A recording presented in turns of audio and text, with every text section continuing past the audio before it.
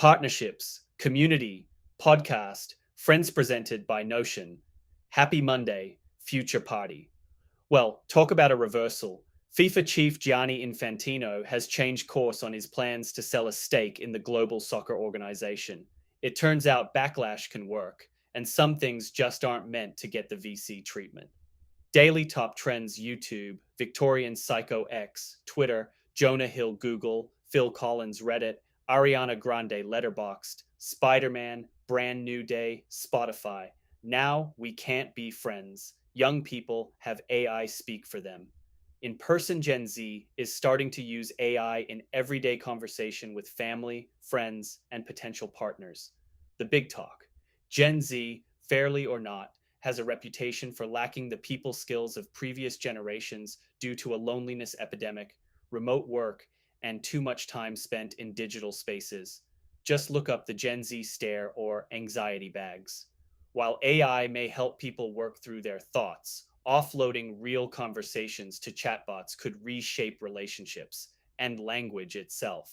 Behind the conversations, having AI draft emails to colleagues is already common practice, but having it draft text to your girlfriend or boyfriend is definitely new territory. Several 20 somethings told WSJ they use chatbots to draft responses on dating apps, come up with icebreakers at parties, craft rebuttals during arguments, or even reply to someone standing right next to them. Yes, they pull up ChatGPT while literally chatting. Other young people definitely aren't into it, saying they can tell when someone's texts suddenly change. The grammar and syntax may be better, but the personality is gone. Some are using AI to change their tone. One person told WSJ they drafted an angry email to someone at school, then had ChatGPT lower the temperature. Closing thoughts. Mental health professionals are wary of people using chatbots for these kinds of human conversations. Receiving clearly AI generated messages could make people feel like the sender doesn't care about them, while relying on chatbots could prevent people from truly connecting. Experts are also concerned that over reliance on AI could erode people's confidence in their own communication skills, leaving them dependent on AI to say what they mean, or avoiding situations where they can't rely on it to speak for them. Maybe some things shouldn't be optimized. The future.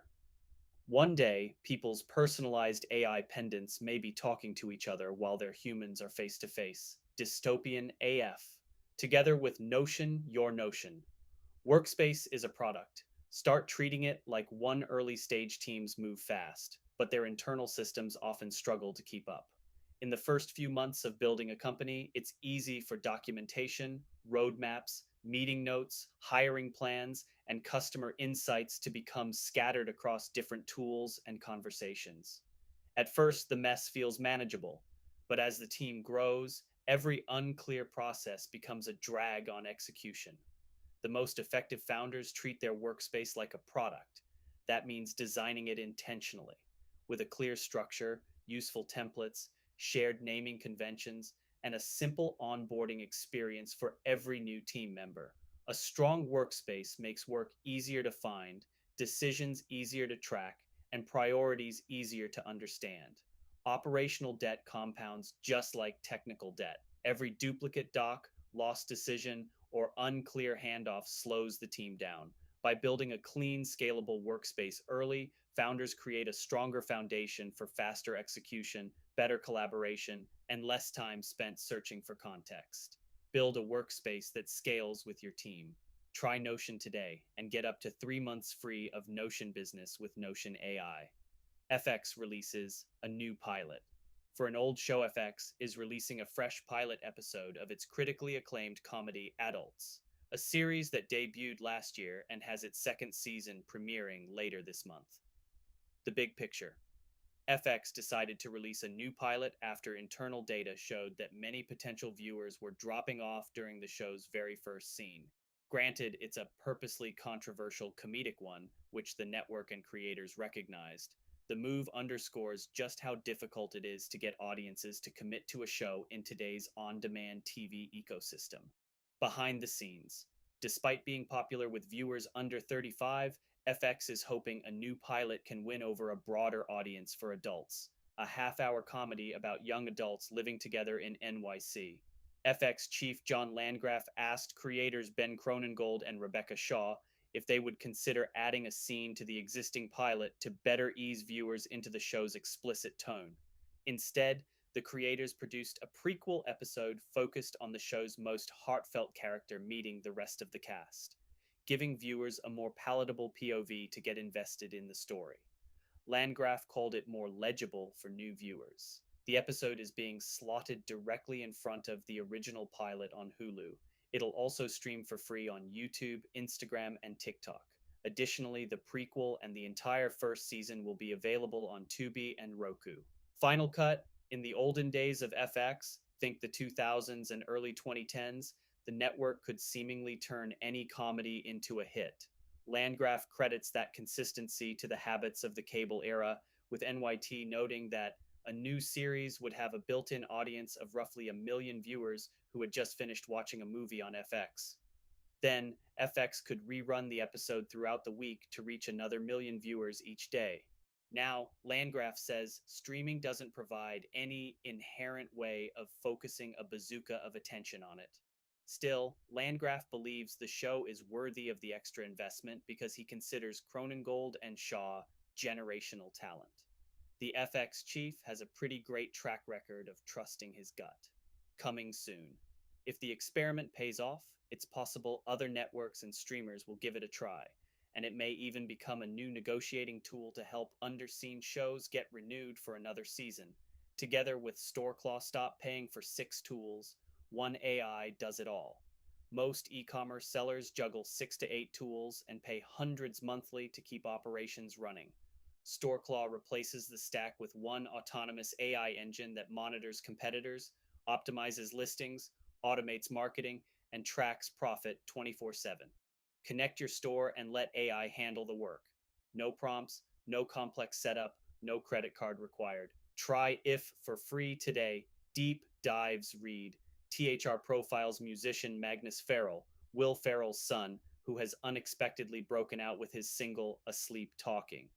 Watch the Rushfield Lunch Chats with SK Global Head of Film Elizabeth Haggard about the economics of making mid budget movies.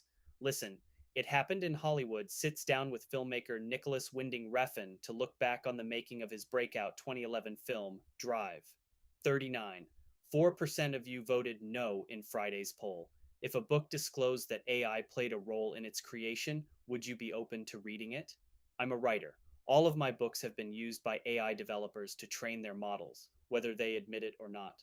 I worked hard for 40 years writing these books, and these AI firms stole my work. I will never, ever read a book written by AI. This is a slippery slope. As a teacher, I think allowing young writers the crutch of AI ruins their perseverance and absolutely shatters their ability to conduct research. Writers should be able to craft their own stories. Ian Fleming and Raymond Chandler would not be the same had Hal interfered. The hypocrisy is that to detect AI, you have to use an AI program, essentially using AI against itself, and using AI on a work that may not have used AI initially, but now will carry AI markers. Most problematic is that zero AI detection programs in use right now are accurate. It's creating a witch hunt and a huge divide among writers, readers, and publishers.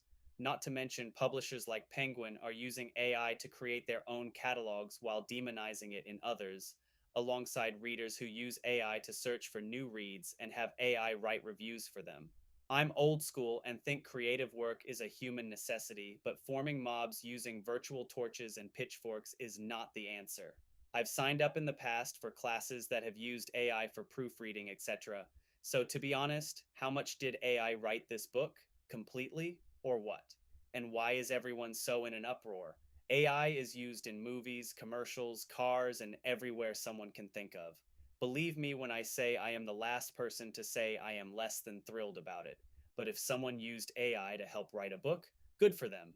There are way worse things to use AI for, and people have. Let's keep the conversation going. Join Poll of the Day so your opinions can shine.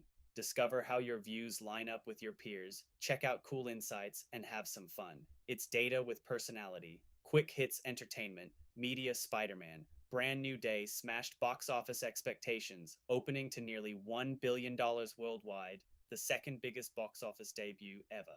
Sony confirmed it's moving forward with its plans to end game disc production beginning in January 2028.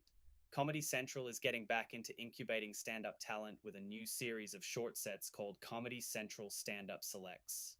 Technology Tesla is reportedly considering offloading its China business to prepare for a potential merger with SpaceX.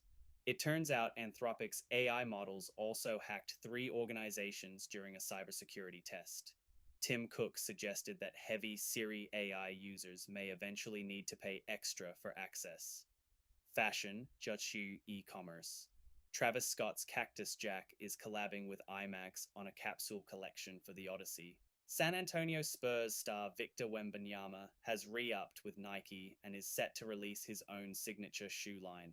The New York Mets are the first pro baseball team to partner with a prediction market platform, a new entrant called Novig. Partnerships, community, podcast. Friends, today's email was written by David Vendrell, edited by Nick Comney, polled and copy edited by Kate Cuniff, published by Darlene Salazar.